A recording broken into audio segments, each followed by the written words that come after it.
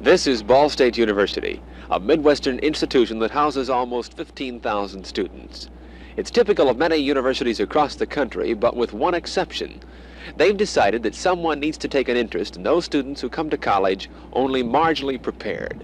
Forecasts call for this student to suffer great academic difficulty, probably fail at the end of the first term. Hoping to reverse this trend, Ball State has accepted 50 of these marginal students and extended a helping hand through the aid of an experimental program titled DASEP, the Directed Admission Student Experimental Program. The DASEP concept is not a new one. It's merely the result of one man expanding several other ideas and molding them into one. That man is the Director of Special Programs at Ball State, George Davis. The DASEP concept is an idea in the form of a program designed to increase the chances of academic success of our students. They have been told that their chances of failure are between 75 and 90% by the end of their freshman year. Then how do you put this concept into practice? We feel that we can accomplish our goals by understanding first that this student has a very negative or poor self-image. We have to assure him that he can do the work. So we have a very intensive counseling program. We involve the student personally in all facets of his existence, his life on campus. We meet the student when he arrives initially, telling him that we believe that he has an opportunity for success. We have seminar programs where we involve 10 or 12 students, where they are able to work according to their own interests. And lastly, we employ the small class concept, where we have no classes with more than 25 students therein. Probably one of the greatest contributing factors to the students' success is that for the first quarter they're exempt from the one course that causes mass coronaries among freshmen these days, freshman English. Instead, along with their courses in psychology, sociology, music appreciation, and seminar, they try to improve their verbal capabilities by attending the writing clinic and the reading center for approximately 8 hours each week. We have two programs designed to improve skills.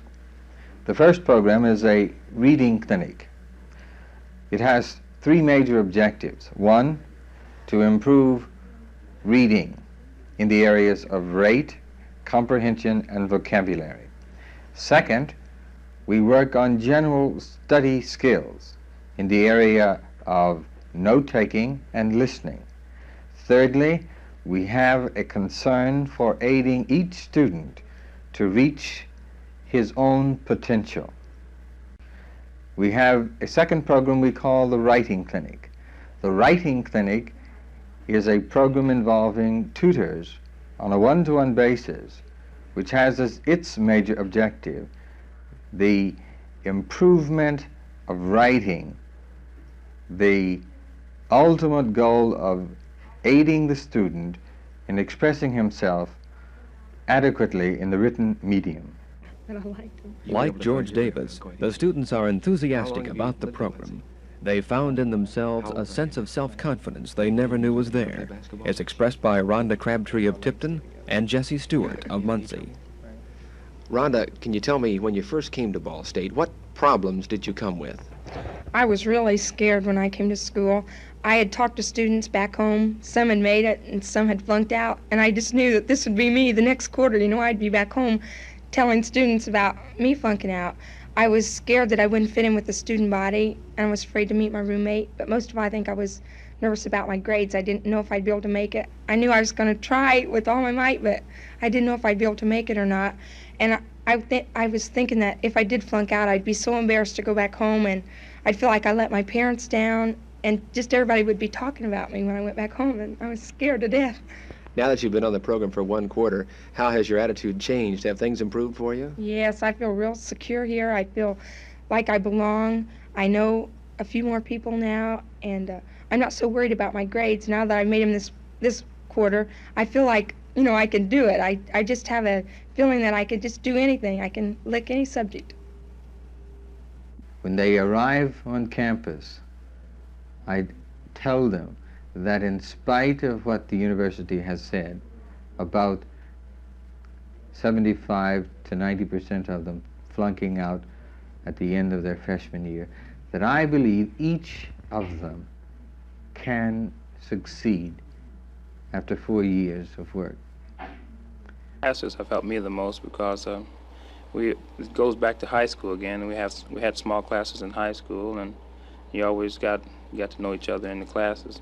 You also got to know the prof or the teacher if you were in high school, and we got to know each other real well. And then if we knew each other, we weren't scared to ask each other about our homework assignment if we were absent or something like this. Plus, if we had any questions, we would always go ask the prof. And the biggest thing is that we really got to know each other. It's a personal aspect of it. It's just, you knew who was in your class at all times. You knew their class schedule and everything. And it's really just like a big happy family, and everybody knew each other. Plus, we didn't have to go to large lecture classes or anything of this type like some of the other students are doing now. And where there's the prof just give you a number and say, well, you're just here. If you're here, if you're not, you're not. And never come in contact with the student, whereas here the prof's always in contact with the student some way, the student's always in contact with other students, and it's just a real big happy family here. The best example of this could be found in our seminar sections, which embody the interdepartmental course 105 that we created. In this seminar session, the major objective is to enable the students as individuals to deal with contemporary problems, analyzing them and developing some understanding of contemporary problems. Each student then is allowed to select his topic of interest. He is allowed to identify something that he feels is germane. In other words, he is permitted to do his own thing. I think the greatest thing about this program is that I know that somebody really does care. DASEP is slowly proving to be successful in every sense of the word. However, like other experimental programs, it's not immune to weaknesses. Its weakness, if it really has one, might be found in the fact that the students are in effect being sheltered from the outside world. Their course material is equal to regular college work, only presented in a different manner. And socially, their circle consists mainly of those students on the program. The big question now is, will these students be able to compete in regular college work? Will they be able to survive? Only time will tell. But one thing is for sure. Right now, these students are finding success. Success they never thought was possible. And the reasons are that Ball State, and specifically George Davis, looks upon them as late bloomers and bright underachievers, not as the proverbial failures. This is Al Rent at Ball State University, Muncie, Indiana.